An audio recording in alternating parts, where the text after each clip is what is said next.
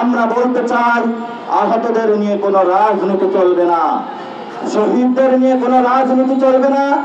যদি কোনো সংগঠন, যদি কোনো ব্যক্তি, যদি কোনো গোষ্ঠী এই আহত শহীদদের নিয়ে রাজনীতি করার অপচেষ্টা চালায়, তাহলে আমরা তরুণদেরকে আহ্বান জানাচ্ছি, আপনারা তাদের সেই অপচেষ্টাকে ভণ্ডুল করে দিন। বাংলাদেশের সকল তরুণ ছাত্র যুবা রয়েছেন, আজকের এই শহীদ মিনার থেকে আহ্বান জানাচ্ছি, আপনারা ব্যালট বিপ্লবের প্রস্তুতি নেন। পাড়ায় মহল্লায় যে সকল সন্ত্রাসীদের আশ্রয়দাতা রয়েছে, পাড়ায় মহল্লায় যে সকল লুটেরা রয়েছে, পাড়ায় মহল্লায় যে সকল চাঁদাবাজ রয়েছে, যারা আপনাদের মা বোন জনগণের উপরে এখনো দিব্যি নিপীড়ন চালিয়ে যাচ্ছে, আমরা আপনাদেরকে আহ্বান জানাচ্ছি, আপনাদের হাতে ক্ষমতা তুলে নিন। এই ক্ষমতার মাধ্যমে আগামীর যে ব্যালট বিপ্লব হবে, সেই বিপ্লবে এই সকল লুটেরা, চাঁদাবাজ, মাস্তান, মাফিয়াতন্ত্র, পরিবারতন্ত্র, তাদেরকে বাংলাদেশে তাদের কবর রচনা করুন। যদি আগামীতে আমরা এই ব্যালট বিপ্লবে আমাদের জিততে না পারি, আমরা মনে করি আগামীর বাংলাদেশের ভবিষ্যৎ বিপন্ন হবে।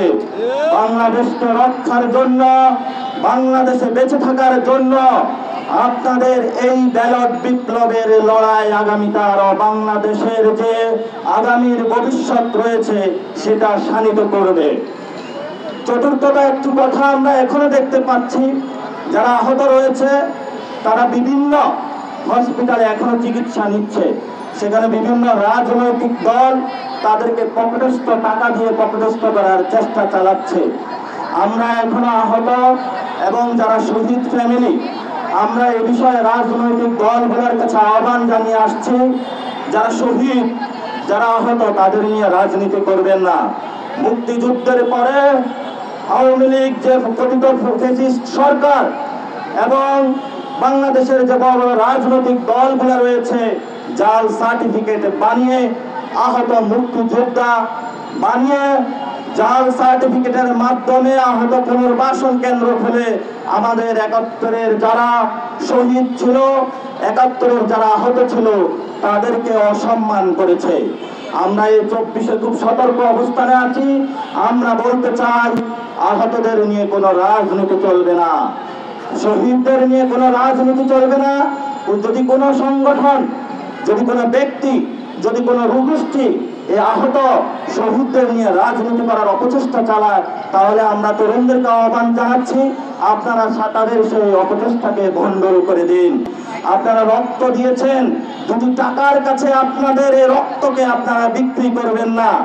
আপনারা শহীদ হয়েছেন, ৫-৬টা টাকার কাছে আপনারা আপনাদের এই অজীবন যে মূল্যবান জীবনগুলা বিক্রি করবেন না।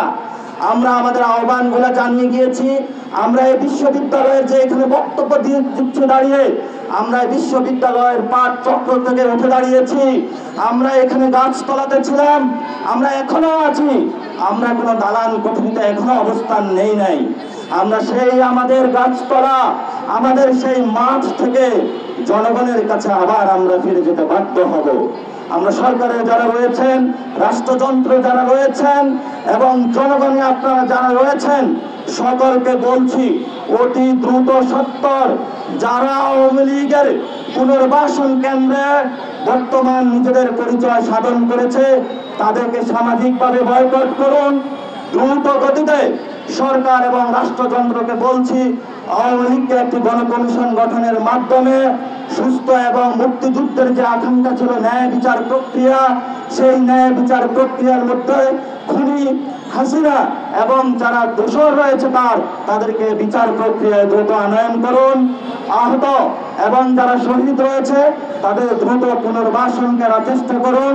এবং পরিশেষে আমি বলবো, আগামীর যারা তরুণরা রয়েছেন, ছাত্র যুবক, আগামীর ব্যালট বিপ্লবের প্রস্তুতি নেন। এই বিপ্লবে বাংলাদেশের ভবিষ্যৎ গড়বে। সবাই সুস্থ থাকুন। আসসালামু আলাইকুম।